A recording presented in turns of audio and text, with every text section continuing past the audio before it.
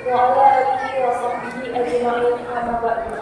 Yang terhormat Omar Ustaz Irfan bin Abdul, yang terhormat Bapak Haji Bintu Supriyanto SHMK, yang terhormat Bapak Ketua Dewan Masjid Kecamatan Balikpapan, yang terhormat Ibu Nur Kaisari beserta jajarannya, yang terhormat Bapak Gabin Ramtimnas Kelurahan Mekarsari, yang terhormat Bapak Gabin Kelurahan Mekarsari, yang terhormat Ketua DRI Kecamatan Balikpapan, yang terhormat Ketua DPK PKPSNI Kecamatan Balikpapan, yang terhormat Bapak Ketua LPM Kelurahan Mekarsari, yang terhormat Bapak RT 20, RT 21 dan RT 22, serta tokoh agama dan tokoh masyarakat di lingkungan RT 20, 21 dan RT 20, serta hadirin wahadirat dan hadirin. Marilah dalam kesempatan yang berbahagia ini bersama-sama kita memuji dan bersyukur kepada Allah Subhanahu wa Ta'ala karena malam hari ini kita dapat hadir di tempat yang mulia ini dalam rangka memperingati tahun baru Islam 1445 Hijriah dalam keadaan sehat walafiat. Tak lupa pula salawat dan salam kita aturkan kepada junjungan kita baginda Rasulullah Muhammad SAW pada keluarganya, sahabat-sahabatnya, dan kita semua pengikutnya hingga akhir zaman. Baiklah, hadirin yang berbahagia, kami sebagai pembawa acara akan menyampaikan susunan acara pada malam hari ini. Yang pertama, pembukaan. Yang kedua, pembacaan Al-Quran. Yang ketiga, acara inti peringatan tahun baru 1445 Hijriah. Yang keempat, doa, dan terakhir penutup. Baiklah, untuk mempersingkat waktu, mari kita buka acara ini dengan membaca Ummul Quran. Al-Fatihah.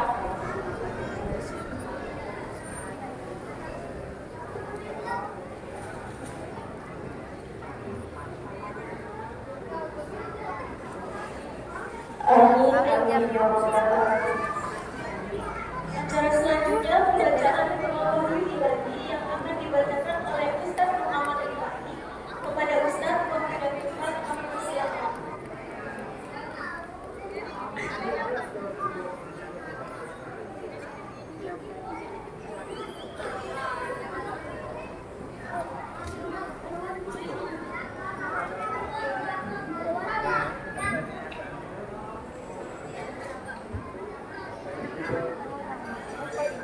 Assalamualaikum warahmatullahi wabarakatuh.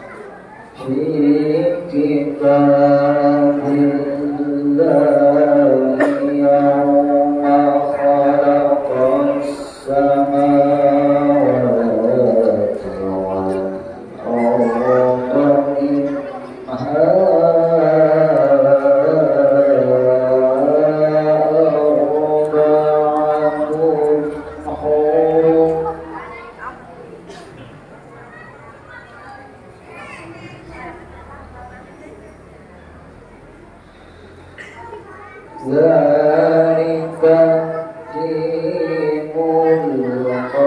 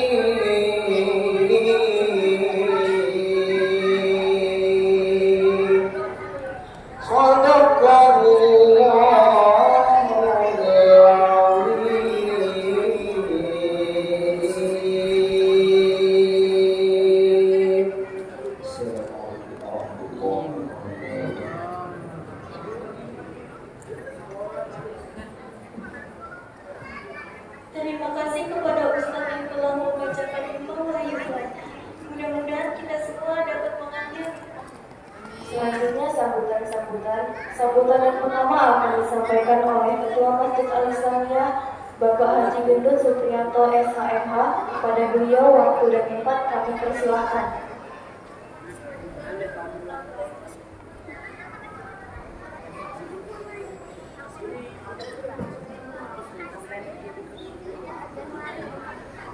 Assalamualaikum warahmatullahi wabarakatuh. Waalaikumsalam warahmatullahi wabarakatuh. semangat ini. Assalamualaikum warahmatullahi wabarakatuh. Waalaikumsalam warahmatullahi wabarakatuh. Itu semangat nih, karena ini tahun baru. Yang kami hormati Ketua DMI Perjuangan, terima kasih sebelumnya. Yang kami hormati Ibu Lurah beserta jajarannya, Pak Babinsa, dan Katimas, Pak dari UN, Ketua RT di sekitar, yang tidak kalah penting mulia Ustadz Irwan Udin, terima kasih. Walaupun sempat kemarin saya agak deg-degan karena sudah dijawab beliau lagi Jawa ya. Alhamdulillah beliau datang. Ketua RT 20, 21 dan 22, tokoh agama, tokoh masyarakat yang RT 20, 21 dan 22. Pertama-tama marilah kita panjatkan syukur kepada Allah Subhanahu wa taala atas karunia dan kepada beliau kita malam hari ini bisa berkumpul bersama di masjid yang kita cintai dalam rangka menyambut tahun baru Islam 1445 Hijriah. Alhamdulillah malam ini kehadiran Bapak Ibu sekalian cukup meriah, tidak kalah pentingnya, tidak kalah meriahnya ketika kita menyambut tahun baru Masehi. Semoga di tahun baru ini yang kita akan mulai sebagaimana di dalam peringatan tahun baru 1445 ini, tema yang kita angkat adalah meningkatkan kebersamaan dan meningkatkan kepedulian. Kita mengangkat tema itu adalah dengan bermaksud untuk kebersamaan kita. Tidak lupa salam kalau kita junjungan kepada beliau kita Nabi Muhammad SAW, kepada keluarga beliau, sahabat beliau, dan kita pengikut beliau semua. Bapak Ibu hadirin sekalian yang berbahagia, pada kesempatan malam ini sekali lagi kami jajaran pengurus Masjid Asy-Syafi'iyah mengucapkan banyak terima kasih atas kehadiran Bapak Ibu sekalian, terutama dukungan dari Ketua RT 20, 21 dan 22 serta warga RT 20, 21 dan 22, sehingga acara pada malam hari ini bisa terselenggara sangat meriah. Peringatan malam tahun baru ini tadi diawali kita mengadakan lomba.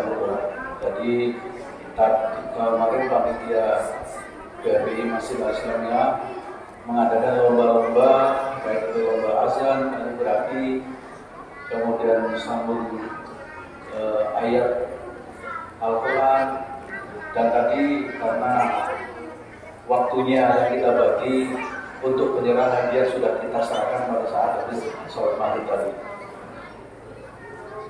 Dalam rangka untuk memeriahkan bagaimana kita menyambut tahun baru Islam tahun 1445. Pada kesempatan malam hari ini kami setelah masjid menekankan dan titip pesan kaitannya untuk meningkatkan kebersamaan. Saya asli orang Jawa Timur, selalu punya falsafah, istilahnya itu memiliki bahasa Jawa ini konco lawas. Kalau istilah sering disebut konco lawas, itu teman lama. Mulai tahun baru ini kita rubah mindsetnya. Jadi dirubah bukan konco lawas. Konco sak lawase konco. Jadi teman selamanya kita teman. Kenapa saya katakan konco lawas? Kalau teman lama, ada yang baru itu teman lama ditinggalkan. Tetapi kalau kita memiliki falsafah konco sak lawase dan sak lawase konco, selamanya kita bersama-sama. Untuk itulah bisa meningkatkan kebersamaan kita. Mungkin itu yang perlu saya sampaikan pada kesempatan malam hari ini. Sekali lagi kami sebagai masjid mengucapkan terima kasih dari Bapak Ibu sekalian, dan mohon maaf apabila dalam pelaksanaan kegiatan hari ini ada kekurangan. Kami mohon maaf yang sebesar-besarnya, terutama mohon maaf kepada Bapak-bapak RT 21 dan 22. Kemarin Bu, memang rapat kita untuk penyelenggaraan memperingati tahun baru ini mendadak Bu. Jadi 2 hari baru rapat karena waktunya yang memang sulit untuk dilaksanakannya. Sehingga bukan karena kita mengulur waktu, tapi waktu kita untuk bersama itu yang agak sulit. Mungkin itu dari kami, kurang lebih mohon maaf. Assalamualaikum warahmatullahi wabarakatuh. Terima kasih kami ucapkan kepada Bapak Ketua Masjid Al-Islamiyah yang telah menyampaikan sambutannya. Sambutan kedua akan disampaikan oleh Ibu Lurah Kelurahan Mekarsari. Kepada Ibu Lurah, waktu dan tempat kami persilakan.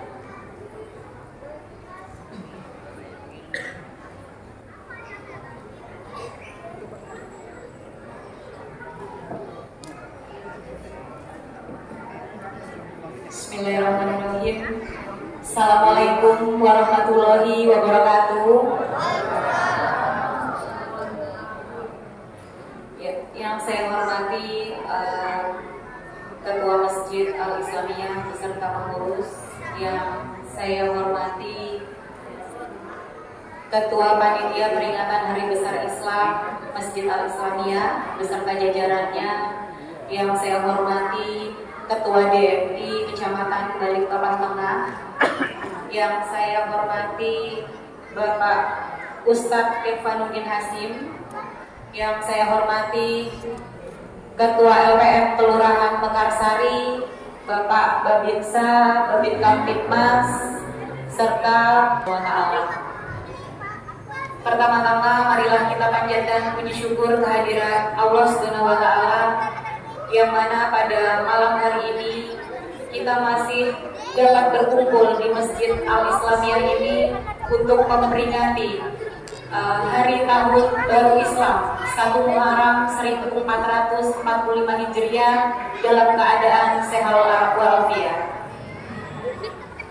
Bapak Ibu sekalian, mengawali sambutan saya pada malam hari ini, saat kami mengucapkan selamat Tahun Baru Islam 1445 Hijriah, dan kami juga mengucapkan kepada seluruh pengurus Masjid Al-Islamiyah atas terlaksananya kegiatan pada malam hari ini.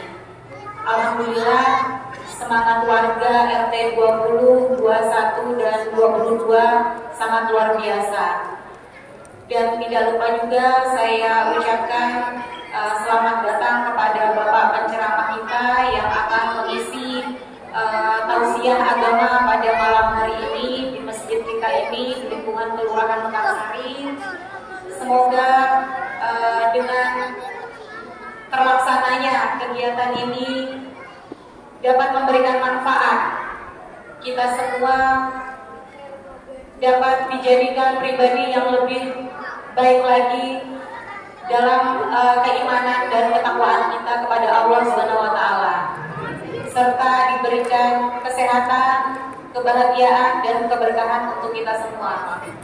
Bapak Ibu sekalian, mungkin itu saja yang dapat kami sampaikan pada sambutan malam hari ini. Tidak lupa juga kami mengingatkan kepada Bapak Ibu sekalian untuk tetap menjaga kebersihan dan keamanan lingkungan kita. Karena kalau bukan kita, siapa lagi? Dan kalau bukan sekarang, kapan lagi? Mungkin itu saja. Saya mohon maaf atas kurang dan lebihnya. Saya akhiri. Wabillahi taufiq wal hidayah. Wassalamualaikum warahmatullahi wabarakatuh.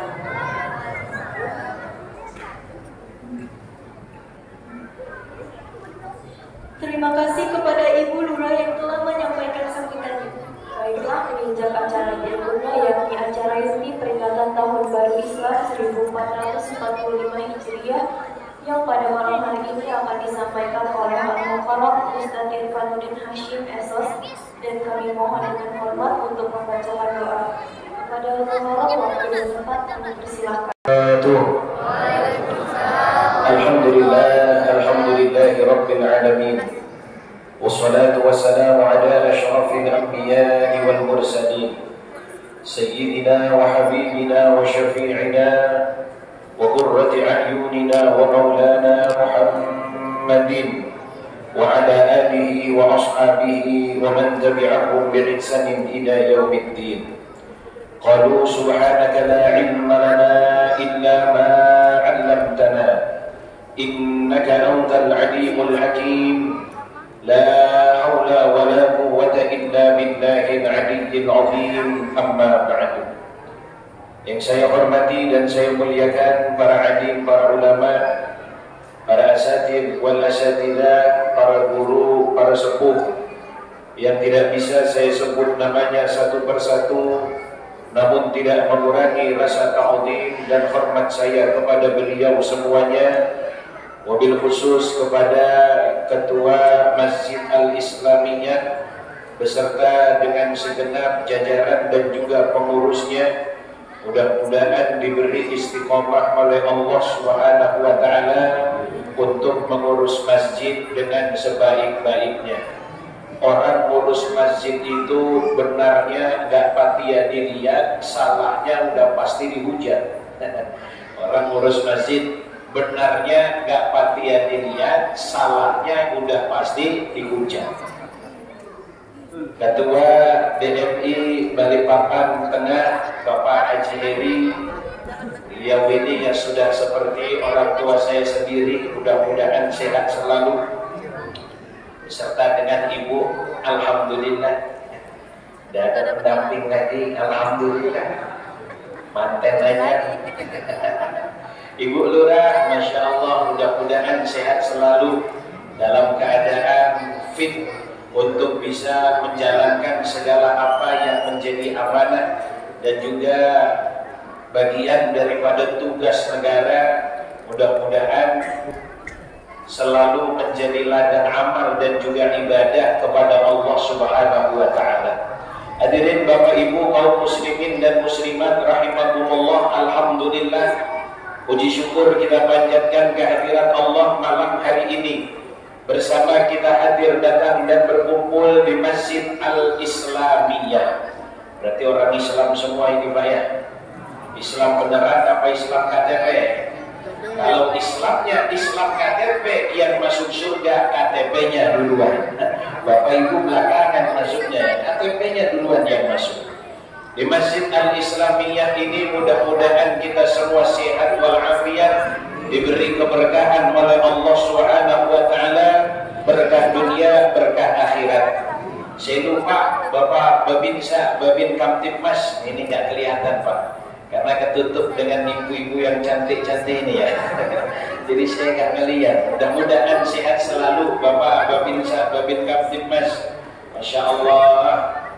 Beliau ini orang yang mudah-mudahan selalu diberi sehat walafiat dan mudah-mudahan surganya termasuk yang duluan nanti Pak. Ya karena jaga ketertiban. Bapak tidur, beliau masih pada melek ya. Jadi wajar kalau surganya duluan. Salawat dan salam semoga tercurah kepada junjungan baginda Nabi kita Muhammad sallallahu alaihi wasallam. Mudah-mudahan dengan salawat yang kita sampaikan, ajaran yang senantiasa kita jalankan dan istiqomahkan, kita termasuk ke dalam golongan umat Nabi Muhammad yang kelak akan mendapatkan syafaatnya di hari kiamat. Amin ya rabbal alamin. Hadirin ma'asyiral muslimin rahimakumullah, malam hari ini kita kumpul yang pertama niatnya untuk beribadah kepada Allah Subhanahu wa taala. Datang ke masjidnya niat untuk ibadah kepada Allah Subhanahu wa taala.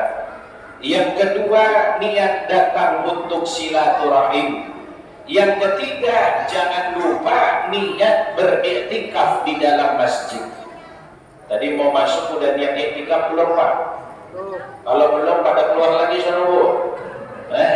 Keluar lagi, masuk, terus niat ya, pada keluar lagi. Niat iktikaf di dalam masjidnya Allah Subhanahu wa taala.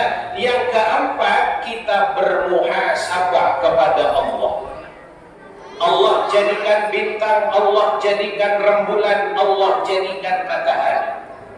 Bintang, rembulan, matahari yang Allah jadikan, di antara fungsi dan tujuannya lita'lamu adadas sinina wal hisab, agar manusia paham, agar manusia mengerti, agar manusia tahu perbedaan antara satu hari dengan hari yang lainnya, agar manusia bisa mengerti bahwa setiap hari yang dilewati tidak akan pernah dia bisa untuk kembali lagi.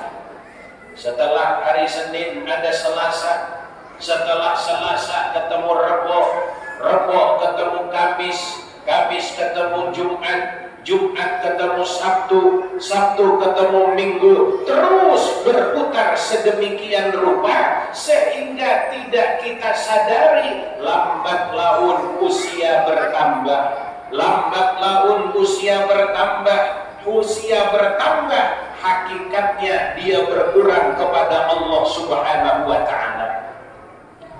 Yang 1444 Hijriah usianya sudah 50 tahun, maka tahun yang ini baru sudah bertambah menjadi 51 tahun. Dengan tambah usia kira-kira makin dekat kepada mati apa jauh sama mati, Pak? Yang tua-tua yang jawab. Kalau yang muda dapat dia mau jawab. Kenapa? Pikiran yang muda, saya masih muda Ustaz, matinya agak belakangan. Yang muda, orang mati nggak main duluan, nggak main belakangan. Yang tua mati, yang muda mati, yang kaya mati, yang miskin tambah mati, Bu. Pejabat mati rakyatnya, apalagi mati ulurahnya. Bapak pelan-pelan ngomong ya Pak, gak enak ya. Jamaahnya mati, ustadznya kok ada yang berani ngomong? Ngomong aja gak apa-apa. Jamaahnya mati, ya ustadznya juga mati. Cuma ustadz Pak biar belakangan aja hari dulu ya Pak ya, biar belakangan karena masih banyak tugasnya, harus ngisi ngaji sana, ngisi ngaji sini. Ya kalau saya sih terserahlah, Bapak Ibu duluan, saya belakangan, oke. Atau sebaliknya, saya belakangan, Bapak Ibu duluan juga gak apa-apa begitu. Agar kita paham, agar kita tahu perbedaan waktu antar satu dengan yang lainnya. Ustaz, tapi gara-gara ada matahari, gara-gara ada rembulan, kita lebaran kadang-kadang berbeda. Gak masalah Pak. Yang beda cuma waktu lebarannya doang, sholatnya mah sama. Yang NU sholatnya rakaat pertama setelah takbiratul ihram ditambah 7 kali takbir. Yang Muhammadiyah juga sama, sholatnya setelah takbiratul ihram ditambah 7 kali takbir. Setiap tahun itu selalu ada cerita Pak. Kalau selesai sholat id biasanya saya sudah ada bercerita, Ustaz, kemarin di masjid kami imamnya ketika bangkit dari rakaat yang kedua setelah takbir intiqal dia langsung baca Fatihah. Karena setahun sekali sholatnya Pak, wajar kadang suka kelupaan. Allahu Akbar, kan mestinya Allahu Akbar, Allahu Akbar. Ini imam kata lupa langsung Bismillahirrahmanirrahim. Makmum di belakang kompak semua ucap Subhanallah. Tambah bingung imamnya Pak. Imam diprotes makmum satu masjid, bukan tambah pintar, tambah goblok mendadak dia Pak. Nah, iya, jangan dipikir kalau jadi imam terus ada makmum di belakang, gak usah satu masjid, satu orang saja ucap subhanallah, tuh imam pikirannya langsung mana yang salah ini ya? Apakah bacaannya, apakah gerakannya, atau lain sebagainya? Yang repot kalau imamnya ternyata juga gak paham apa yang salah dari sholatnya. Maka kalau sholat id kejadian rakaat kedua imamnya lupa takbir, gak usah kompak merotes imam Pak.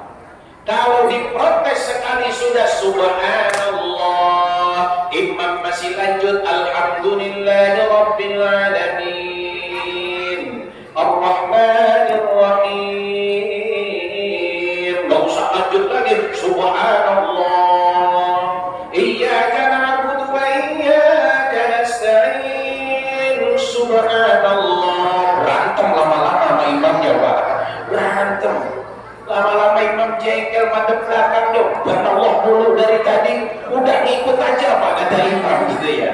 Ini imam sama makmum harus sama-sama paham. Kalau imam lupa baca takbir, udah diucap subhanallah sekali, kok nggak menambah takbirnya, bapak nggak usah protesin subhanallah lagi. Kenapa? Hukum takbirnya hanya sunnah. Paham?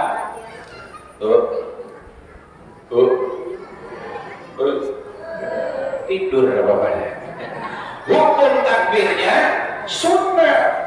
Jadi kalaupun tidak terbawa takbirnya, tidak menyebabkan batal daripada sholat idnya seseorang. Ustaz, ini kemarin lebarannya juga beda kita, Idul Adha, Idul Fitri juga beda. Kalau Idul Adha beda, yang ibu-ibu masih agak tenang ya Bu ya. Yang agak repot kalau Idul Fitri, karena Idul Adha lebarannya tanggal 10 Dzulhijjah, sidang isbatnya tanggal 29 Dzulqa'dah, sehingga masih ada jeda 10 hari untuk bisa menentukan kapan jatuhnya 1 Dzulhijjah. Tapi kalau lebaran Syawal, ibu mau masak takut lebarannya mundur, nggak masak takut besok lebaran, katanya tuh Pak ya. Ustaz nggak bisa kah lebarannya disamain aja? Kalau yang ini 2 derajat, ya yang ini ngalah lah, agak turun setengah derajat misalnya begitu ya. Nggak bisa, karena ada hadis Nabi, berpuasalah sebab melihat hilal, berbukalah sebab karena melihat hilal. Maka pernah ada kejadiannya tahun kemarin, tahun ini. Kemarin Idul Fitrinya kan 22 ya. Ada tanggal 21, ada tanggal 22. Ada kejadian lucu. Ikut lebarannya tanggal 21, sholat idnya tanggal 22. Ayo Pak, lebarannya tanggal 21, sholat idnya tanggal. Ustaz, gimana hukumnya orang lebaran tanggal 21, sholat idnya tanggal 22? Saya bilang, hukumnya bikin malaikat bingung aja Bu. Bingung malaikatnya mau nyatet Pak, mau dicatat sempurna, tapi kurang 1 hari puasanya. Kenapa? Dia sholat idnya tanggal 22. Orang yang lebaran tanggal 22, tanggal 21 masih wajib untuk puasa. Orang yang sudah lebaran tanggal 21 nggak usah ikut-ikut sholat id tanggal 22. Malah ada ustaz ngambilnya double job Pak. Sholat idnya 2 dia, tanggal 21 nerima jadwal, tanggal 22 nerima. Rakus amat jadi ustaz ya. Rakus amat, tak boleh begitu itu. Harus pilih salah satu. Kalau udah tanggal 21 ya selesai. Lah ya kalau umpama ustaznya misalkan seperti saya yang ikut kepada aturan pemerintah. Lah kok tanggal 21 saya ngisi sholat Id, padahal saya masih puasa. Kira-kira ngebingungin nggak Pak hukumnya Pak? Bukan ngebingungin lagi, jangankan kita, malaikat juga geleng-geleng Pak. Ini ikut madhab siapa ini orang? Madhab Syafi'i bukan, Hanafi bukan, Hambali bukan, jangan-jangan ikut madhabnya Panji Gumilang ini. Madhab yang lagi viral itu Pak ya. Ada-ada aja. Emang dasar, makin kesini zaman tuh makin dak karu-karuan. Orang baru kelihatan pinter sedikit urusan agama, kayak-kayaknya yang sudah pandai agama, kayak-kayaknya yang sudah pinter untuk membedah Al-Quran, membedah hadis Nabi Muhammad Sallallahu Alaihi Wasallam. Covid-nya udah habis, sholat masih jarakan aja lagi di sana itu. Masih itu. Padahal udah lama itu, nggak tahu baru sekarang terkuatnya lagi. Udah dulu Jadi zaman saya masih kecil mondok itu udah kedengeran penyimpangannya, tapi nggak tahu ada gondorwo apa di belakang kita itu, kok sampai nggak bisa kepegang itu ya, masya Allah. Akhirnya sekarang baru ketahuan, bongkar habis-habisan ya. Udahlah, yang aneh-aneh itu dari semenjak Nabi wafat udah pada nongol, Pak. Kalau sekarang ada yang aneh, kita nggak usah ikut-ikutan. Dulu ada orang ngaku jadi nabi setelah Rasulullah wafat, namanya Musailamah Al-Kadzdzab, ditumpas oleh Sayyidina Abu Bakar sampai kroco-kroconya, sampai pengikut-pengikutnya, habis Musailamah dengan pengikutnya. Musailamah sudah selesai. Dikirain di zaman kita tidak ada orang yang ngaku jadi nabi, ternyata ada lagi yang ngaku jadi nabi. Di Jakarta namanya Ahmad Musaddiq, mantan pelatih badminton. Mantan pelatih badminton. Kalau mantan polisi masih mending ya Pak Haji, atau mantan tentara lah masih hebat. Mantan pelatih badminton ngaku dapat wahyu di Bogor. Di Bogor, saya kalau main ke Bogor pulang nggak pernah bawa wahyu, Pak. Paling pulang bawa talas sama asinan Bogor gitu. Nggak pernah saya pulang bawa wahyu. Ini Ahmad Musaddiq pulang bawa wahyu, ngaku jadi nabi, tangkap penjara sama polisi. Ahmad Musaddiq selesai di Bandung Ranca Ekek, namanya Sayuti. Kerjaannya tukang cukur, ngaku lagi jadi nabi. Yang laki sudah pada ketangkep, perempuan gak mau kalah, namanya Lia Edan. Lia Edan, gimana gak Edan? Pertama ngaku jadi nabi, tangkep sama polisi, penjara 4 bulan, bebas, kirain mau tobat, gak taunya tambah gila, ngaku lagi jadi Jibril. Jadi Jibril. Itu saya waktu nonton beritanya tahun 2000 berapa itu Pak Haji, Masya Allah. Polri itu di Kodam, di mana? Polda Jakarta Selatan ini, di Polda Jakarta Selatan. Hai polisi, jangan macam-macam sama saya. Kalau kalian macam-macam, akan saya turunkan Jibril di Polda ini. Saya bilang, mau ngapain Jibril ke Polda, Pak? Bikin SKCK, ya? Gak ada urusannya, emang dasar Lia Edannya yang sudah gila, ngaku jadi Tuhan, ngaku jadi Nabi, ngaku jadi Jibril. Maka kalau hari ini ada orang yang cara berpikirnya aneh, menyimpang dari jalur para ulama, berlainan dengan mayoritas kaum muslimin, dan tidak sesuai dengan Al-Quran dan juga hadis Rasulullah SAW, tinggalkan. Mau pakai udeng-udeng di kepala, mau sorbannya kayak Batman, mau jenggotnya panjang, tasbihnya besar diputer-puter, barber. Tapi kalau sudah ngomongnya aneh, sampean masih sholat Pak, sholat sampean bagaimana? Ya sebagaimana sholatnya orang-orang lain. Sholat sampean masih sekedar kulit itu. Emang sholat Bapak gimana? Saya sholatnya sudah batin. Asal hanya duduk saya sudah mantap menghadap kepada Allah. Itulah sholat kelas saya. Sholatnya para wali murid saya bilang. Gak ada wali sholat begitu. Wali ya sholatnya sama kayak Nabi. Nabi saja yang sudah dijamin surga, sholatnya masih Allahu Akbar. Bismillahirrahmanirrahim. Alhamdulillahi Rabbil Alamin, waladdallin, amin. Allahu Akbar, ruku, sami'allahu liman hamidah, bangkit i'tidal, Allahu Akbar, sujud, sampai dengan tutup salam. Nabi. Kok ada orang Nabi bukan, wali bukan, cuma penampilan kayak-kayaknya seperti orang yang paling sufi. Adakah orang salah kaprah dalam memahami sufi? Orang salah kaprah dalam bertasawuf. Tasawuf itu dianggapnya asal sudah batin, yang zahir tidak perlu. Itu tasawuf setan namanya. Tasawuf yang benar, hatinya bersih, mantap dirinya kepada Allah Subhanahu wa Ta'ala. ngakunya sufi, harga bensin naik bingung. Bukan sufi itu Pak, ngakunya sufi, gas LPG 3 kilo gak ada. Lagi rame Bu ya, lagi rame di Mekarsari, rame Bulurah. Pada kemana LPG-nya Bulurah ya? Ya Allah, sufi nggak sampai kepikiran begitu Pak. Kenapa? Hatinya sudah gandrung kepada Allah Subhanahu wa Ta'ala, sudah nggak mikir lagi.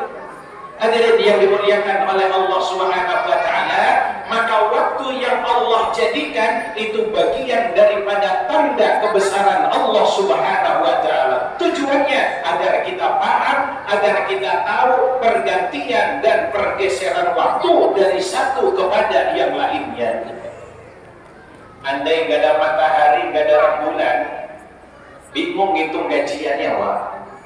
Bingung hitung gajiannya. Andai gak ada matahari, gak ada rembulan, mungkin orang dulu juga gak tahu harus seperti apa menentukan waktu sholat. Zaman Nabi gak ada jam, yang jadi patokan matahari. Yang jadi patokan matahari. Zaman Nabi belum ada kalender seperti sekarang, maka yang dihitung berdasarkan rembulan. Kapan masih berbentuk kecil disebut hilal. Nanti kemudian sudah sempurna tanggal 15 purnama. Nanti kalau bagian awal sampai mau habis lagi tinggal separuh, bulan sabit namanya. Itu yang menjadi penentu. Sehingga barokah Allah menciptakan matahari, Allah menciptakan rembulan, kita tahu bilangan-bilangan tahun, bilangan-bilangan hari dalam kehidupan kita. Dalam surah At-Taubah Allah berfirman, dari tadi belum ada dalilnya Pak. Takutnya Ustaz ceramah gak ada dalilnya, gak bisa dalil atau gimana gitu ya. Karena sekarang banyak orang dikit-dikit tanya dalil, dikit-dikit dalil, giliran dikasih tahu dalilnya paham Pak, enggak apa? Ya kasih tahu dalilnya enggak. Guru-guru kita dulu, bedanya guru-guru kita dulu itu kalau ngomong dalilnya nggak pakai banyak, tapi sejatinya yang diomong terjemahan daripada dalil. Yang dibicarakan, yang disampaikan isi daripada dalil itu sendiri. Orang sekarang pokoknya harus ke Arab. Orang Indonesia, Jawa udah benar manggilnya mama bapak simboke, ya manggilnya mama, bapak. Wah ini berubah, abi, umi, ama. Begitu ditanya, nah abimu lagi kemana? Lagi ngarit nih di belakang. Udah panggilan abi, umi kerjaannya nah sudah benar kalau nah bapak kita ngendi itu ya ngarit mah udah cocok itu, enak itu benar sudah. Hadirin yang berbahagia, Allah berfirman dalam Quran surah At-Taubah ayat 36. Inna iddatash syuhuri indallahi 12 syahra fi kitabillahi yawma khalaqas samawati wal ard minha arba'atun hurum. Inna iddatash syuhur, sesungguhnya bilangan bulan di sisi Allah Subhanahu wa taala 12 syahra, jumlahnya ada 12. Jumlahnya ada 12 fi kitabillah, di dalam kitab Allah, dalam ketetapan dan ketentuan Allah Subhanahu wa taala. Yauma khalaqas samawati wal ard, pada saat di mana Allah menciptakan langit dan juga menciptakan bumi. Minha arba'atun hurum, di antara bulan-bulan yang 12 ada 4 bulan yang termasuk kategori bulan haram. Yang 3 datangnya beriringan, yang 1 terpisah sendirian. Pertama bulan Dzulqa'dah, kedua bulan Dzulhijjah, ketiga bulan Muharram, yang keempat agak jauh Pak, misah, namanya bulan Rajab, atau orang dulu nyebutnya Rejab. Orang dulu nggak kenal bulan Rajab, kenalnya Rejab. Orang dulu nggak bilang mau acara Isra Mi'raj, tapi bilangnya mau rejeban. Acara apa Pak? Rejeban. Berarti maksudnya Isra Mi'raj. Bulan Sya'ban, orang dulu tuh nggak kenal bulan Sya'ban. Bulan apa Pak Haji? Bulan Sya'ban. Orang dulu. Bulan apa Pak? Bulan Ruwah. Kenapa disebut bulan Ruwah? Karena di bulan Sya'ban mendak mau masuk bulan Ramadan, biasanya orang tua kita dulu tradisinya berkirim doa kepada arwah. Ruwah dari kata ruh. Ruh itu jamaknya arwah. Karena orang Jawa susah mau ngomong arwah, jadinya ruwah. Mau ngomong rojab susah, jadinya rejeb. Mau ngomong maulid susah, jadinya mulut. Mulutan. Mau kemana Pak? Mulutan. Mbak, mau kemana Mbak? Mulutan. Gak bilang maulidan Pak, gak bilang mauludan, bilangnya mulutan. Sama orang dulu gak kenal bulan Muharram, kenalnya bulan apa? Syura. Diambil dari kata apa? Oh Ustaz, jauh banget dari Muharram ke Syura.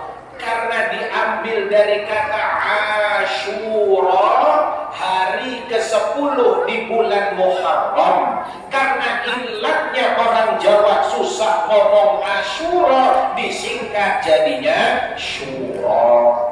Tahu bulan Muharram, orang tua dulu gak kenal Muharram, kenalnya bulan Syura. Ya biasanya orang dulu hitungannya pantangan bikin hajatan kalau bulannya bulan. Benar nggak Pak Haji? Ya benar ya. Saya konfirmasi yang baik sepuh-sepuh. Orang tua dulu biasanya pantangan bikin hajat bulan Syuro atau bulan Muharram. Orang yang nggak patia paham terus dengan enaknya bilang gini, dasar orang tua kolot. Dasar orang tua gak paham apa-apa. Orang mah bulan apa saja silakan. Masa ada orang mau nikah perkara yang baik dilakukan di bulan Muharram tidak boleh? Orang tua dulu punya alasannya Pak. Alasannya yang masuk akal sesuai juga dengan fakta sejarah. Bulan Muharram ini termasuk bulan yang dimuliakan oleh Allah, yang kita dianjurkan banyak beribadah di dalamnya. Yang kedua, di dalam bulan Muharram terjadi peristiwa yang membahagiakan, sekaligus ada peristiwa yang memilukan. Peristiwa yang membahagiakan, maka kalau tanggal 10 kita dianjurkan puasa Asyura. Bagaimana sejarah dan riwayatnya puasa Asyura? Ketika Nabi hijrah dari Mekah menuju Madinah, Nabi melihat di Madinah orang-orang Yahudi itu puasa tanggal 10 Muharram. Ustaz, masa orang Yahudi puasa? Iya, karena puasa ini ibadah yang tua. Yang kenal puasa bukan cuma orang Islam. Ayo kita lihat Qur'annya. Ya ayyuhalladzina amanu kutiba alaikumus siyamu kama kutiba alal ladzina min qablikum. Hei orang-orang yang beriman, diwajibkan atas kalian berpuasa sebagaimana telah diwajibkan atas orang-orang sebelum kalian. Sebelum Nabi Muhammad diutus, orang-orang Yahudi sudah ada di Mekah, sudah ada di Madinah. Sebelum Nabi kita Muhammad diutus, ada orang yang beragama Majusi atau bahasa kerennya Zoroaster, nyembahnya kepada api. Mayoritasnya dibawa oleh orang-orang dari Persia. Sekarang kita kenal negara namanya Iran. Dulu kerajaan Persia pusatnya ada di Iran. Kemudian kerajaan Persia berhasil ditundukkan di masa Khalifah Amirul Mukminin Sayyidina Umar ibn al-Khattab radhiyallahu anhu. Masya Allah, ketika perang lawan Persia, Pak, gak imbang belas. Mulai dari pasukannya, persenjataannya, bahkan sampai kendaraan yang dipakai. Orang Persia saat itu dia sudah maju dalam hal persenjataan untuk berperang. Kalau kita lihat film-film kolosal, dan kolosal Indonesia, kalau kolosal Indonesia mah ujung-ujungnya malampir, si buta dari gua hantu ya, Kampak Naga Geni 212. Kolosalnya kolosal yang China tuh, yang apa dari barat atau India punya. Itu kan ada ketapel yang besar ya, yang diisi batu. Itu Persia zaman itu sudah punya alat yang modelnya seperti ini. Pasukan umat Islam masih pakai pedang, masih pakai tombak. Itu kalau secara logika, begitu Persia tarik ketapel yang diisi batu, terkadang diisi dengan minyak, sekali lempar jatuh ke tengah pasukan, apa enggak kocar kacir pasukannya. Gambarannya sama persis seperti Indonesia ketika melawan penjajahan Belanda, Inggris, Jepang, dan lain seterusnya. Kalau dipikir bukan karena kekuasaan Allah Indonesia mau merdeka itu susah, Pak. Lah iya, Belanda udah pakai senapan mesin, kita masih yang dipokang. Yang dipokang Belanda udah dedek, kita masih jeder, letek, baru nembak satu dia udah 4 pelurunya keluar. Kita baru mau nembak udah ketembak duluan, bayangkan. Tapi barokahnya ulama-ulama dulu, barokahnya keyakinan kepada Allah Subhanahu wa Ta'ala, percaya nggak percaya.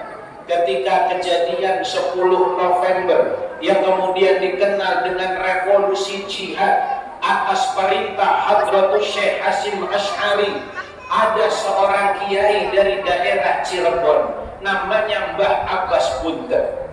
Ketika beliau datang, pakainya sendal bakiak, tapi itu bakiak bukan sembarang bakiak. Lewat pesawat Inggris menghantam dari atas pasukan Hizbullah umat Islam, Mbah Abbas Buntet tinggal ambil sendal bakiaknya, bismillahirrahmanirrahim, dilempar pesawat Inggris, jatuh pakai sendal bakiak. Bakiak, Pak. Bapak sendalnya boleh jadi Carville, Neckerman, macam-macam lah mereknya, Pakalolo, Oleh, dan lain seterusnya. Jangankan buat ngelempar pesawat, buat ngelempar kucing aja masih meleset, Pak, ya. Buat lempar kucing masih meleset. Masya Allah, hadirin yang dirahmati oleh Allah. Itu Persia, orang-orang Yahudi, mereka kenal dengan yang namanya puasa. Karena ia dibawa oleh para nabi. Nabi-nabi dulu mengajarkan bertauhid kepada Allah dan juga mengajarkan syariat. Syariatnya ada yang sama, tapi boleh jadi tata cara dan teknisnya yang agak berbeda. Maka orang Yahudi puasa tanggal 10. Nabi tanya, Yahudi, kalian pada puasa apa? Kami puasa tanggal 10 Muharram karena kami merasa senang, bahagia dan bersyukur sebab tanggal 10 Muharram Nabi Allah Musa diselamatkan oleh Allah dari kejaran Fir'aun dan bala tentaranya.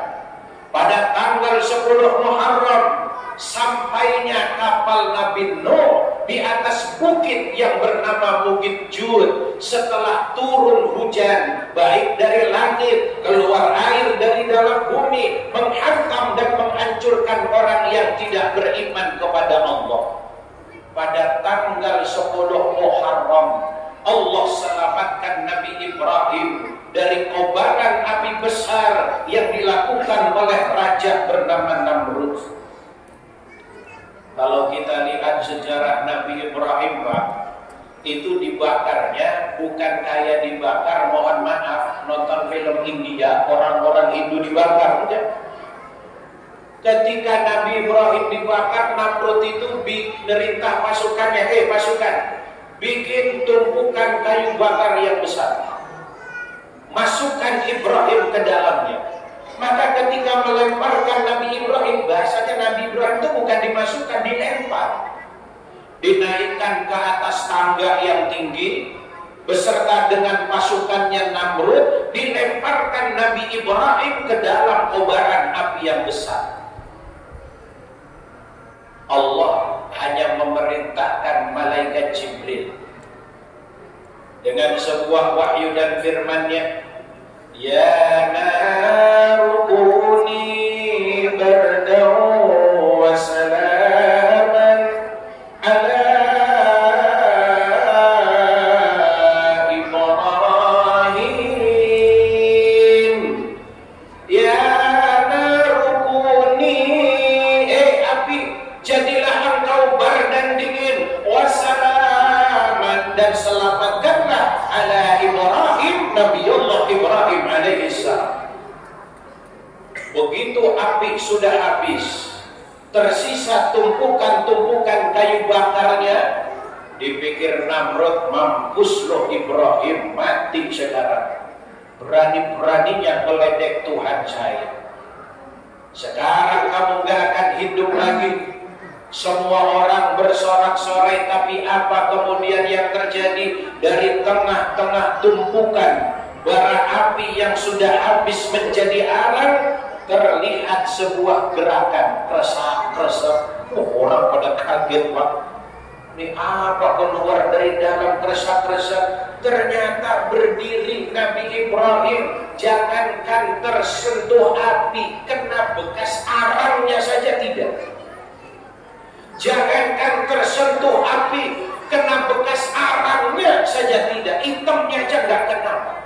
Diselamatkan oleh Allah Subhanahu wa Ta'ala. Nabi Yunus ditelan oleh ikan nun. Kalau dalam Quran disebut ikan nun. Ikan nun itu para ulama menafsirinya ikan yang besar. Kira-kira ikan yang besar ikan apa, Pak? Yuka paus. Paus itu pengetahuan kita. Tapi kalau saya nggak percaya ikan paus, saya baca dalam ensiklopedi itu, ikan paus yang ditemukan itu besarnya belum sampai 30 meter, dengan diameter tidak lebih daripada 2,5 meter. Sekarang kita ukur. Nabi Yunus, Nabi yang hidup rentang waktunya lama dengan Nabi kita Muhammad. Kira-kira tingginya Nabi Yunus berapa meter, Pak? Saya yakin lebih daripada 2,5 meter, gitu aja. Andai ikan paus yang ditemukan dengan panjang 30 meter, diameternya 2,5 meter, kira-kira mungkin nggak Nabi Yunus masuk ke dalam tuh ikan? Karena masalahnya Nabi Yunus di dalam perut ikan nggak tiduran doang, Pak. Nabi Yunus jalan ke sana kemari, kadang duduk. Kalau seandainya Nabi Yunus berdiri, tingginya aja udah 2 meter lebih. Sedangkan diameter ikannya hanya 2 meter atau 2,5 meter. Berarti kan begitu berdiri yang kesundul Nabi Yunus. Maka disebut ikan nun. Ya karena kita yang sampai informasi kepada kita bahwa ikan nun itu ikan yang besar. Dalam alam pikir kita, berdasarkan informasi yang sampai kepada kita, ikan besar itu namanya ikan ya terserah dah mau nyebut paus, mau nyebut hiu. Karena kita taunya ikan besar yaitu. Karena belum pernah ketemu lagi ikan yang lebih besar daripada ikan paus. Tapi walaupun saya yakin bukan ikan paus pasti. Karena ikan paus itu hidup di kedalaman paling hanya 1 kilometer. Ikan paus hidup di kedalaman hanya sanggup sampai 1 kilometer. Kejadian beberapa tahun lalu ketika ada kapal selam yang tenggelam, kapal apa itu namanya? Kapal selam apa itu, Pak? Manggala ya. Manggala itu kan pecah baru di kedalaman 800 meter. Pecah di kedalaman 800 meter. Kapal selam itu gak enaknya nyelam sendiri dia, Pak. Dia nyelamnya ya diatur. Hanya sanggup di kedalaman 100 meter misalnya. Gak akan terus dia turun kepada kedalaman 200 meter. Kenapa? Semakin dalam tekanannya semakin besar. Semakin dalam tekanannya semakin besar. Kalau sudah tidak sanggup menahan tekanan itu tadi, maka akan pecah benda tersebut. Sama telinga kita pun bisa pecah. Pesawat juga begitu. Kalau bangsanya Garuda, Citylink, Lion Air ya, dia terbangnya yang paling 30.000 di atas permukaan kaki. Nanti pesawat yang ada kecil lagi ATR yang pakai baling-baling itu terbangnya paling hanya 10.000 di atas permukaan laut. Nanti pesawat capung lebih rendah lagi terbangnya. Tapi kalau mau bisa tahu sampai kepada luar angkasa, manusia membuat teknologi apa yang dikenal namanya pesawat ulang-alik. Tembus dia sampai kepada atmosfer, keluar daripada gaya gravitasi bumi, sehingga para astronot ketika mereka berada di dalam pesawat terombang-ambing. Kalau sampai dia keluar dari pesawat tidak mengenakan alat khusus, maka yang terdapat tinggal satu kalimat, inna lillahi wa inna ilaihi raji'un. Lah repotnya kalau mati di sana, Pak, nggak bisa balik ke bumi. Ada astronot nih keluar dari pesawat, nggak pakai pakaian khususnya, dia mati. Tahu-tahu nanti nyampe planet Pluto, sampai ke Mars ya. Terus Bapak nanya lagi, Ustaz, kira-kira kalau matinya begitu, malaikat masih nanya apa enggak kira-kira ya? Masih nanya apa enggak, Pak?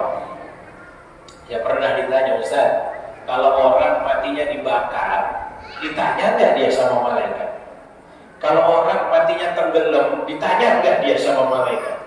Kalau kita kan taruhan, Ustaz, orang Islam matinya dipendem, jasadnya masih ada. Begitu orang-orang pada pulang, dua malaikat itu datang.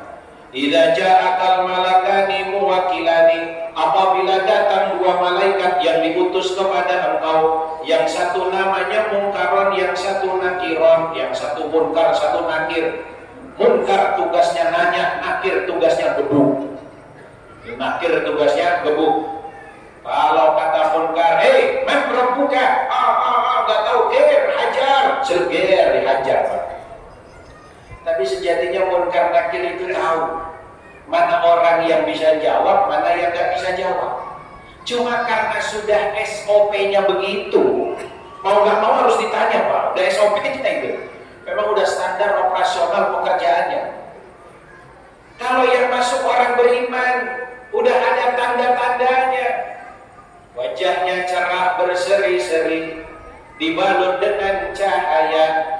Warung semerbak yang terdapat dalam diri orang tersebut, begitu datang malaikat Munkar dan Nakir, maka ketika menyambutnya pun bagus. Assalamualaikum ya ibadallah, semoga keselamatan tercurah kepada engkau wahai hambanya Allah. Waalaikumsalam ya malaikat Allah. Waalaikumsalam wahai malaikat Allah. Si mau nanya ya, jawab ya, nanya juga baik, Pak. Bagus nanya, saya mau nanya, man rabbuka? Oh, Allahu Rabbi. Wa man nabiyyuka? Muhammadun nabiyyi. Wa ma imamuka? Al-Qur'anu imami. Wa man ikhwanuka? Al-muslimuna wal muslimatu ikhwani. Oh ya sudah selesai. Assalamualaikum warahmatullah. Saya mau lanjut lagi bertugas. Kata Munkar Nakir. Tapi kalau yang mati udah jelas potongan-potongan manusianya. Kenapa kan? Dapat manusia gede kita ini katanya ya. Manusia gede ini kenapa? Oh tuh potongan yang mati, lihat wajah tiada senyum, tanpa ada cahaya yang mengikutinya. Coba buka catatannya, kronologi kematiannya bagaimana? Ayo kita lihat. Oh bener Kir. Kenapa kan? Ini orang mati lagi gaple sambil kalah dijepit dagunya pakai jepitan baju 2. Sini 3. Oh, mana pas lagi adzan subuh.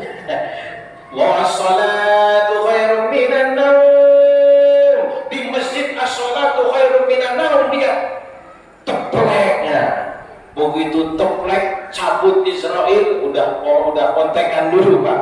Udah kontekan Israel sama Munkar Nakir. Munkar Nakir.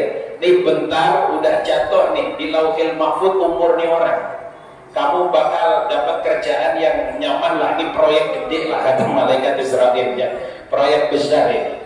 Sudah akhirnya begitu datang dengan tampilan yang menyeramkan. Sebenarnya tampilan yang menyeramkan sebab karena orang yang dihadapinya. Malaikat Munkar Nakirnya ya biasa-biasa saja. Ditanya bila salam wala kalam, gak ada ucapan, gak ada pamitnya, gak ada permisinya. Hei, man rabbuka? Gak bisa jawab Pak. Langsung malaikat nakir juber bodem orang tersebut. Maka ketika sudah selesai, Allah perintahkan, duhai bumi, himpitlah orang tersebut, siksalah dia sampai kapan ya Allah? Hatta yaumil qiyamah, sampai datangnya hari kiamat. Kebayang gak kira-kira Bapak? Di kuburan begitu dihimpit hancur jadikan lagi, himpit hancur jadikan lagi, nunggu sampai datangnya kiamat. Iyalah kalau kiamatnya tinggal 2 minggu lagi, lah kiamatnya masih belum tahu kapan dia datangnya, hanya kalimat wallahu a'lam bishawab yang terucap. Hadirin yang dimuliakan oleh Allah, maka kata Nabi kita Muhammad, Yahudi, kalau kau puasa tanggal 10 Muharram sebab kau senang karena selamatnya Musa, kau senang sebab selamat Ibrahim, kau senang sebab selamatnya Yunus, kau senang sebab karena selamatnya Nuh, maka kata Nabi Muhammad, fanahnu ahaqqu bi Musa, fanahnu ahaqqu bi Nuh, fanahnu ahaqqu bi Yunus, fanahnu ahaqqu bi Ibrahim. Maka kami lebih berhak kepada Yunus, kami berhak terhadap Musa, kami berhak terhadap Ibrahim, kami berhak terhadap nabi-nabi yang lainnya. Maka Nabi memerintahkan para sahabat berpuasalah pada tanggal 10 Muharram. Tapi kata Nabi, kalau saya dikasih usia panjang sampai tahun depan, maka saya akan menambah puasa 1 hari sebelum bulan Muharram, puasa pada tanggal 9 Muharramnya, atau dikenal dengan puasa Tasyu'a. Sahabat tanya Nabi, kenapa pakai tanggal 9, gak hanya tanggal 10 saja? Jawab Nabi, biar berbeda dengan puasanya orang-orang Yahudi. Biar beda dengan puasanya orang-orang Yahudi. Maka tanggal 9 puasa, tanggal 10 juga berpuasa. Hadirin yang dimuliakan oleh Allah. Tapi rupa-rupanya tidak hanya kejadian yang baik, kejadian yang buruk terjadi pada bulan Muharram yang kita kenal dengan peristiwa Karbala. Tewasnya, terbunuhnya cucu baginda Nabi Sayyidina Hasan, Sayyidina Husain, beserta dengan saudara dan keturunan-keturunan yang lainnya, dipenggal kepalanya, ditendang-tendang sampai ke negeri Irak. Karena di masa itu pusat pemerintahan pindah dari zaman Nabi, zaman Sayyidina Abu Bakar, zaman Sayyidina Umar, zaman Sayyidina Utsman, pusat pemerintahannya masih di Madinah. Begitu Sayyidina Ali menjadi Amirul Mukminin, beliau memindahkan pusat pemerintahan ke Basrah, ke Baghdad di Irak. Dan Sayyidina Ali ini mulai mengalami banyak polemik, sehingga ada orang berkata bilang begini, Ali, ketika Umar yang jadi pemimpin gak ada kejadian seperti ini. Ketika Abu Bakar yang menjadi pemimpin gak ada gonjang-ganjing seperti ini. Tapi kenapa ketika engkau yang memimpin kok banyak pemberontakan? Jawab Sayyidina Ali simpel. Karena zaman Umar, zaman Abu Bakar, orang yang dipimpin modelnya seperti saya, gampang diatur. Lagi giliran saya sekarang jadi pemimpin potongan modelnya kayak sampean semua, orangnya pada susah diatur.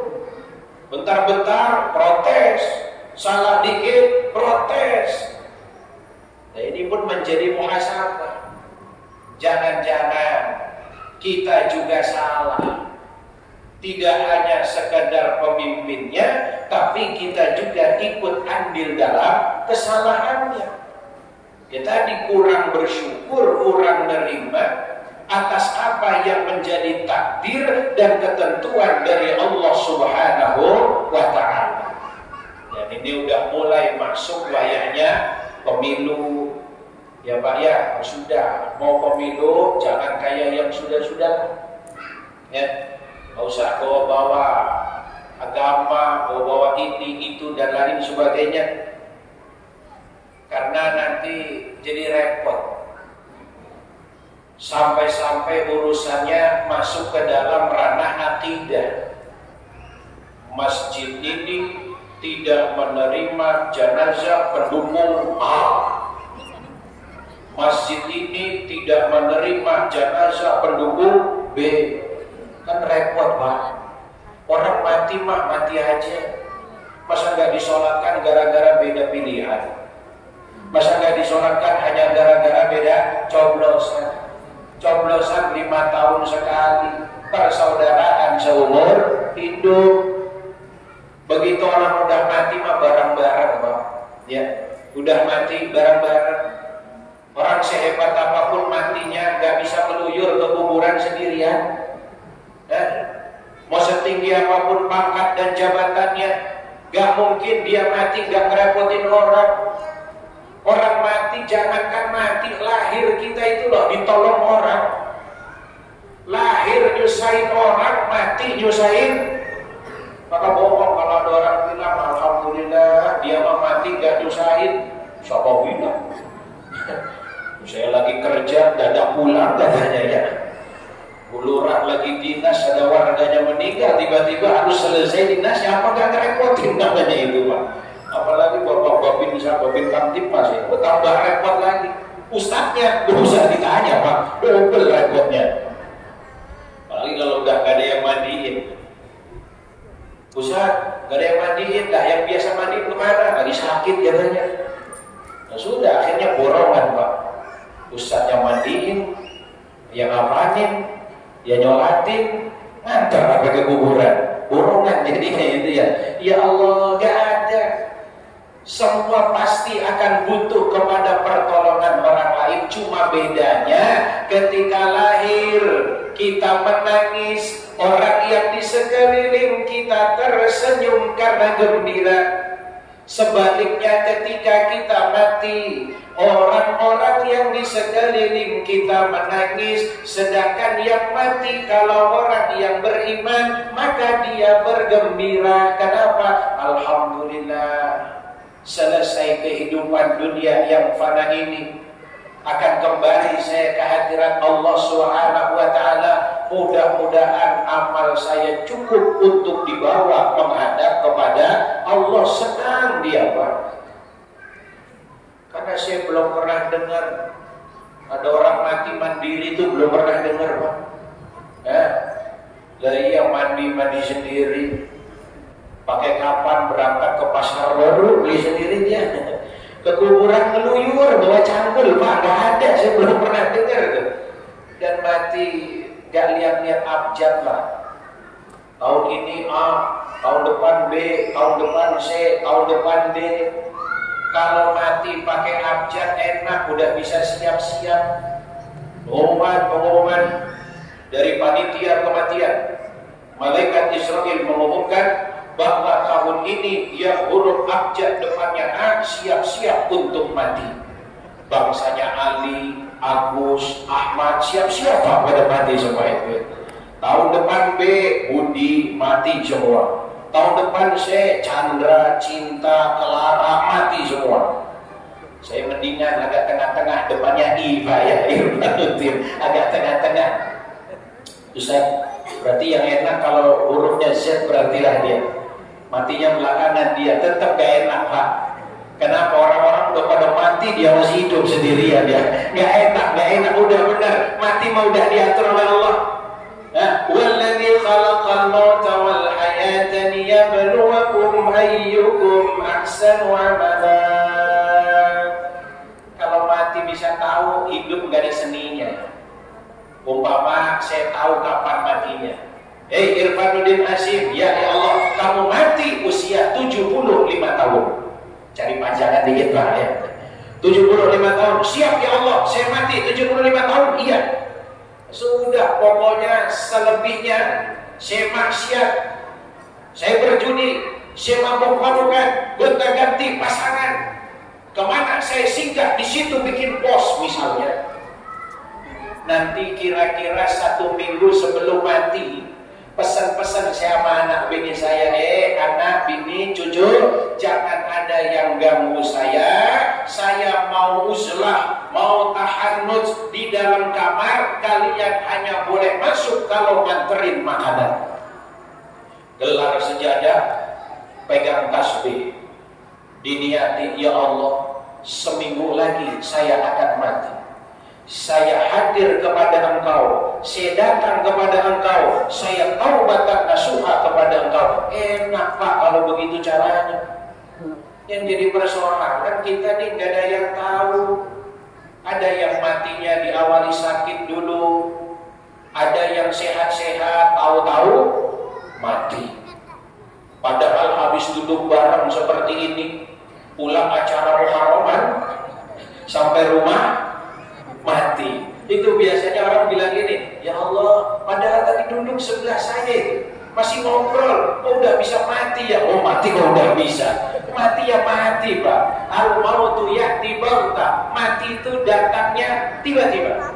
Wal qabru sundukul amal. Sedangkan kuburan adalah tempat untuk amal nanti dibawa kepada Allah Subhanahu wa taala. Hadirin ma'asyiral muslimin rahimakumullah, maka Muharram tahun 1445 Hijriah yang baru ini, di antara tradisi kebiasaan yang dianjurkan, ba'da asar baca doa akhir tahun, ba'da maghrib baca doa awal tahun. Ustaz, kenapa kok baca doanya ba'da asar enggak jam 12? Ya kan biasanya kalau tahun baru Masehi jam 00 lewat 1 detik berarti sudah masuk tahun baru. Kalau kalender Hijriah nggak hitung-hitungnya. Kapan matahari sudah terbenam, berarti sudah masuk kepada hari berikutnya, sudah masuk kepada tanggal yang berikutnya. Maka kita baca doa akhir tahunnya di tanggal terakhir bulan Dzulhijjah sebelum terbenam matahari. Kemudian baca doa awal tahunnya setelah sholat maghrib, setelah terbenamnya matahari, berarti sudah masuk tahun yang barunya. Maka di tahun yang baru ini mudah-mudahan Allah Subhanahu wa taala semakin menambah iman kita dengan baik, menambah istiqomah kita kepada Allah Subhanahu wa taala, diampunkan dosa-dosa pada tahun yang lalu, diberikan lembaran yang baru pada tahun-tahun yang berikutnya. Yang masih sulit umpamanya diberi kemudahan oleh Allah Subhanahu wa taala. Anaknya jadi anak saleh salehah, keluarganya jadi keluarga sakinah mawaddah warahmah, istrinya ya saleh salehah, suaminya ya saleh saleh juga demikian. Yang masih belum dapat jodoh, mudah-mudahan didatangkan jodohnya oleh Allah Subhanahu wa taala. Atau barangkali sudah ada jodohnya, yang bapak-bapak mau nambah lagi, ya mudah-mudahan dipersulit. Kalau saya bilang dipermudah, pulang keluar ditungguin sama ibu saya. Ustaz ngomong apa tadi? Ya, hadirin ma'asyiral muslimin rahimakumullah, ya introspeksi lah. Yang lalu tidak akan kembali. Maka apa yang kita lakukan daripada kesalahan pada hari-hari kemarin, jadikan itu sebagai ibrah, sebagai pelajaran untuk tidak kita ulangi dalam kehidupan kita yang berikutnya. Kesalahan-kesalahan itu jangan kita kerjakan pada waktu-waktu yang berikutnya. Yang sudah sepuh-sepuh mudah-mudahan tambah mantap, tambah istiqomah, madep kepada Allah Subhanahu wa taala. Karena ya memang memang nggak bisa dipungkiri Pak, makin sepuh ya otomatis semakin dekat dengan BDS, semakin dekat dengan kilo 2, semakin dekat dengan kilo 15. Maka yang paling pantas ya makin dekatlah kepada Allah Subhanahu wa Ta'ala. Kenapa Ustaz yang muda? Yang muda ini ya kadang-kadang begitulah Pak. Maka isinya masjid rata-rata ya umurannya 50 ke atas. Paling yang 40 ke bawah itu bisa dihitung jari 1, 2, 3, 4. Kalau kadang-kadang suka kasihannya sama masjid, udahlah jamaahnya sepuh-sepuh, tukang adanya juga sepuh. Kalau tukang adanya sepuh, ya agak kurang Pak, yang menggairahkan Pak. Allahu Akbar, Allahu Akbar. As-salatu khairum minan naum. Apakah tambah tidur yang di rumah Pak? Kok enak betul ini kayak kidungnya para sunan gitu katanya ya. Akhirnya pada pules itu. Maka yang jadi muadzin yang muda-muda. Allahu Akbar, Allahu Akbar, Allahu Akbar, Allahu Akbar. Tapi kadang-kadang muadzin udah diamatin yang muda. Kadang-kadang yang muda sering kesiangannya daripada bangunnya ya. Akhirnya yang sepuh lagi yang maju. Tapi memang sudah nyatanya begitu Pak. Maka di antara Allah menahan bala yang akan turun dalam kehidupan dunia kita, sebab ada orang tua yang ketika malam harinya dia masih tegak berdiri, dia sujud kepada Allah Subhanahu wa Ta'ala, menangis akan dosanya. Orang tua itulah yang menahan bala Allah akan datang kepada manusia. Yang kedua, selama masih ada bayi yang menangis dan menyusui, Allah masih menahan balanya. Yang ketiga, selama masih ada hewan-hewan ternak yang mencari makan, Allah menahan bala untuk manusia. Andai tidak ada tiga itu tadi, selesai Pak. Gunung Merapi batuk nggak berhenti. Kan batuk lagi TBC Pak. Kalau batuk bisa disembuhnya, TBC kan penyembuhannya lama Pak ya. Itu laut akan bergejolak, bumi akan goyang terus, Masya Allah. Kenapa? Sebab kalau sudah tidak ada tiga tadi, orang tuanya udah pada lelap tidur semua, gak ada yang bangun di malam hari ini. Anak bayi sudah tidak ada yang mau menyusu kepada ibunya. Kenapa? Karena perempuan sudah gak mau menyusui anaknya. Dikasihnya susu sapi, susu formula. Kenapa nggak menyusui sendiri? Enggak, takut kondor katanya Pak ya. Takut kondor katanya, ntar nggak menarik lagi saya. Masya Allah, susu ASI itu susunya dari Allah Subhanahu wa Ta'ala. Ustaz, tapi saya memang nggak bisa keluar air susunya. Ya sudah, mau nggak mau kasihlah susu formula, kasih susu sapi. Cuma kalau yang bisa jangan kasih susu sapi Bu, kasih susu ASI. Kalau di keseringan dikasih susu sapi, saya khawatir tuh anak punya tabiat kayak sapi. Kalau anaknya nah ngaji, jawabannya nah sholat persis kayak sapi jadinya ya. Hadirin yang dimuliakan oleh Allah Subhanahu wa Ta'ala, dan masih ada hewan yang merumput mencari makan, itu menjadi penolak bala. Mudah-mudahan kita semua sehat walafiat, istiqomah dalam ibadah kepada Allah. Ini langsung doa kalau bagaimana? Kita tutup dengan doa kepada Allah. Berarti termasuk partai golongan ini Pak ya. Ya ceramah yang doa juga. Ala hadhihi niyyah wa ala kulli niyatin salihah. وإلى حضرة النبي المصطفى رسول الله صلى الله عليه وسلم. الفاتحة. أعوذ بالله من الشيطان الرجيم. بسم الله الرحمن الرحيم. الحمد لله رب العالمين الرحمن الرحيم مالك يوم الدين إياك نعبد وإياك نستعين اهدنا الصراط المستقيم صراط الذين أنعمت عليهم غير المغضوب عليهم ولا الضالين آمين. بسم الله الرحمن الرحيم.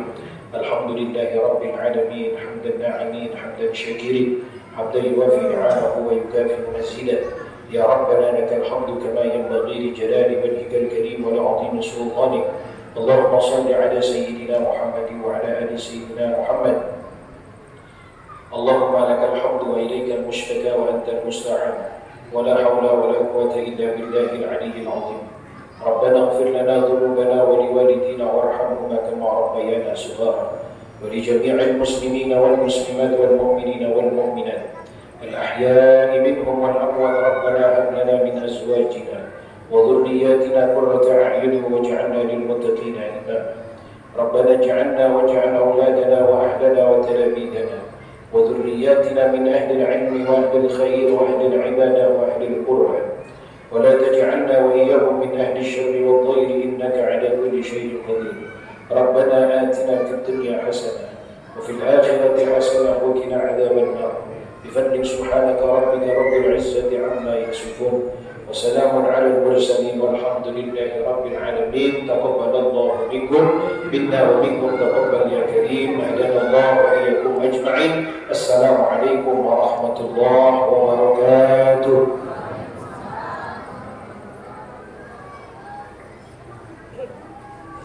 Terima kasih kepada Abu Karom yang telah menyampaikan hikmah peringatan Tahun Baru Islam 1445 Hijriah. Mudah-mudahan kita semua yang hadir pada malam hari ini dapat mengambil hikmah dan pelajaran dari peringatan Tahun Baru Islam 1445 Hijriah. Demikianlah rangkaian acara pada malam hari ini. Mudah-mudahan kita semua di tahun baru ini menjadi lebih baik dari tahun sebelumnya. Dan semoga kita semua dijauhkan dari bala dan bencana. Kami atas nama Panitia Peringatan Hari Besar Islam Masjid Al-Islamiyah mengucapkan banyak terima kasih kepada semua pihak yang telah membantu terlaksananya acara pada malam hari ini. Dan kami mohon maaf bila ada sesuatu yang tidak berkenan, baik yang disengaja maupun tidak disengaja. Untuk sempurnanya acara pada malam hari ini, mari kita tutup dengan membaca hamdalah. Alhamdulillahirabbil alamin. Wabillahi taufiq wal hidayah wal inayah. Wassalamualaikum warahmatullahi